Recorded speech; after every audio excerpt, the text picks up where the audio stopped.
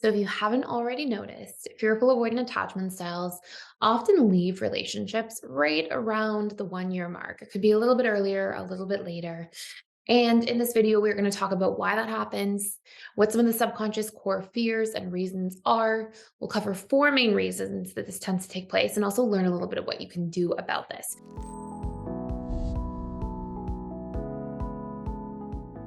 Now, if you are not familiar with what the fearful avoidant attachment style is, it is one of four major attachment styles in relationships.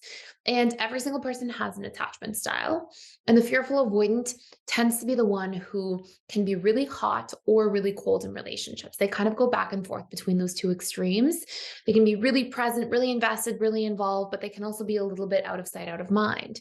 And they tend to be all in or all out, and they tend to engage in a lot more all or nothing thinking patterns and just patterns of behavior in general in regards to relationships. So, if this sounds like you or somebody you know, we're going to cover these major reasons that they tend to exit relationships. And if I'm even more specific, it's not necessarily exit. It's more like attempt to exit relationships. Sometimes they get brought back in. So we'll cover about all this in this video specifically.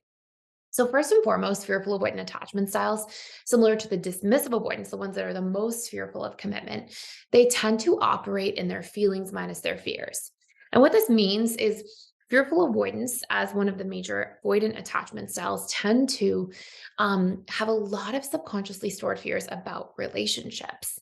And essentially, although they also have that strong anxious side, because they do have that strong avoidance side, they have a lot of limiting beliefs, painful stories about relationships as a whole. So I want you to imagine that you believe something really negative about something. Maybe it's a job that you're about to partake in, maybe it's something about your future. When you believe there's a negative outcome that's going to take place with it, especially when you believe this with certainty, parts of you are not going to go all in. Parts of you are going to be fearful or hold back or pull away. And essentially, what happens with fearful avoidance is they tend to have a lot of limiting beliefs about relationships because of painful events they've been through in their past. They tend to believe that they will always be abandoned by somebody eventually. They fear that they'll get bored or their partner will get bored. They fear vulnerability. They usually have a lot of core wounds around trust and not believing that people will really stick around long term or that relationships won't end in pain or chaos or betrayal. And so, if you believe something like that, or a series of things like that about relationships, and yet you feel drawn towards relationships, you're going to have these really strong push pull patterns, which really equates for fearful avoidance to their feelings minus their fears. And then what ends up taking place is you have this like yearning for relationships, for connection. But as you have more and more vulnerability required in a relationship, those fears start to creep up more and more and more and more. And eventually, they can overtake the feelings in a relationship, even if only for moments in time.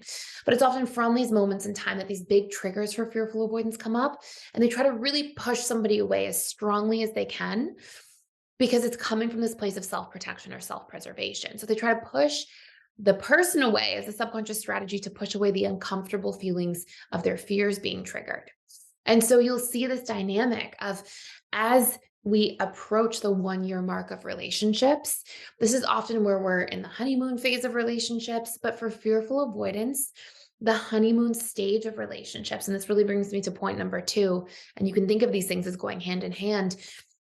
As soon as a fearful avoidant gets into the honeymoon stage of a relationship, it starts catalyzing this buildup of fear. It's like they sort of have one foot in the power struggle stage and one foot in the honeymoon stage at the same time because they start believing, like, okay, I've now made a commitment. We are now committed to each other. And now there's something that can be broken. And because FAs, fearful avoidance, carry these big trust wounds, they get into the more serious parts of relationships and they've got this feelings minus fears war, and they feel split between wanting to open up and be vulnerable and connect more deeply, but also these deep subconscious desires to pull back, to push somebody away, to protect themselves, really rooted and based in fear and self-preservation and unresolved trauma or pain from their past experiences. So these two things together can often cause a fearful avoidant to really be hot and cold. But as more and more vulnerability is required, as more time goes on, approaching closer and closer to that 1 year mark, often this is where you may see the fearful avoidant threaten to leave a relationship, threaten to break up, push somebody away, actually break up, and then maybe think about coming back later. And there can be a lot of these cycles of really strong intermittent reinforcement that represent the fearful avoidance internal world. So these are two really big pieces. Now, if you are the fearful avoidant and you hear this in your patterns, in your style, in your past, it's really important to resolve these things so you don't keep bringing them from relationship to relationship in the future or into a current relationship if you're now in one. And if you want to do a deep dive, we still have two other big things to go in this video in terms of like why you may threaten to leave or start really pulling away around the 1 year mark. But if you want to resolve this, you can take our fearful avoidant reprogramming course, and it's free for 7 days using the link below. And that course will give you access to the tools you need to really understand your core wounds, how to recondition them, how the subconscious mind works. We're not born with these patterns, they get conditioned into us. And following the same patterns of how we get conditioned, we can actually leverage those to recondition what's no longer serving in regards to core wounds, needs, boundaries, emotional patterns, and emotional regulation. And all of those things are covered in the course. You can check it out for free for 7 days using the link in the description down below. So we have those first two things, right? The feelings minus fears, and also this dynamic of feeling like when more vulnerability and more so into the honeymoon stage happens, there's more fears of what can be broken. The commitment can be broken, the trust can be broken, it can be shattered. And so we enter more into this push-pull territory that really ramps up the more vulnerability is required. And then number three, is fearful avoidants really struggle to communicate their needs. So what ends up taking place is they hold in their needs. They won't often share or express what they need. And because they're holding in and holding back, then what ends up happening is they start building up resentment over time. And fearful avoidants tend to be very giving. So they'll overgive. They can struggle to receive. So they'll under receive. Then this resentment will build up and they'll start becoming frustrated. And then often what ends up happening is fearful avoidants are kind of waiting for this like tipping point to just be able to cut loose from the relationship. And this really brings me to point number four as they go together is fearful avoidance. They tend to not express their needs, but they are afraid of relationships ending. They don't like that feeling. And so they'll hold things in and they almost somewhat on some like pre-conscious level can stew in their frustrations thinking, well, soon I'll be leaving anyways. So because they don't believe that they can communicate their needs, because they don't believe that conflict can be resolved in a healthy way, because they often lacked a lot of modeling around these things, they'll hold things and hold things and hold things in, doubt the relationship a lot in their mind, and then essentially, as we get to point number four here, they'll try to wait until they've reached a decision internally where they're so far gone from the relationship where they feel comfortable breaking up, like where they're almost over the person. And it can be really painful to be on the other end of that, but it's also painful for the fearful avoidant too, because what's happening from your end is you feel overextended, burnt out, frustrated. You don't feel like you can communicate how you're feeling to somebody you love or care for. So you feel lonely and isolated in the relationship. That frustration builds and builds more. And then eventually you're just waiting to exit because you feel often trapped in something that doesn't make sense for you, that's not meeting your needs. But one of the biggest breakthroughs to have as a fearful avoidant is that once you get good at understanding your needs and doing conflict communication in a healthy way, so many of these things that when you're in them, you assume they're not solvable because it's an unknown that they are solvable. Once you realize that you can just communicate your needs, and yes, it feels a little bit vulnerable at first, but you can do it. And 90% of people or more are actually going to show up and try to meet your needs and adapt and work with you in a relationship.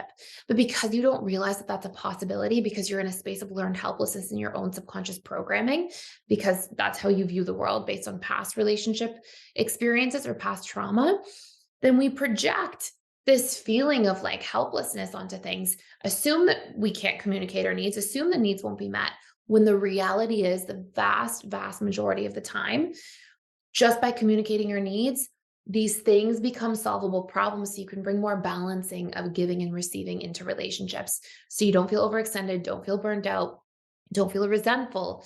And a lot of these are solvable, but the fearful avoidant often doesn't recognize this at the time. So they build these things up, and then around the 1 year mark, they leave all of a sudden, it usually feels so all of a sudden for the person on the receiving end. But what's happened in the background is often there was a large amount of needs that were not being communicated the entire time. So I shared this with you in this video because I think it's so valuable to realize that if you are FA and you want to do the work on healing, and again, you can check out that course for free down below. And if you're on the receiving end of an FA relationship, if something feels so out of the blue for you, I know it can be really tricky and really hard and really hurtful at times to be like, what happened? I don't get it. And oftentimes there was so much more behind the scenes that they didn't realize they could communicate. So they held in and eventually reached this tipping point where they just assume the relationship's not working without understanding that, no relationship's going to be perfect all the time. It requires every single relationship, no matter how compatible you are, communication to bridge the gaps through things at different times. And so that's why communication and transparency in relationships is so valuable. So I hope this makes a whole lot of sense. Thank you so much for watching and for being here. If you enjoyed this video, I put daily YouTube videos out here every single day for you so that you can learn about the different attachment styles from an integrated attachment theory perspective, the new attachment theory, the subconscious mind, relationships, healing, personal growth, all of this stuff.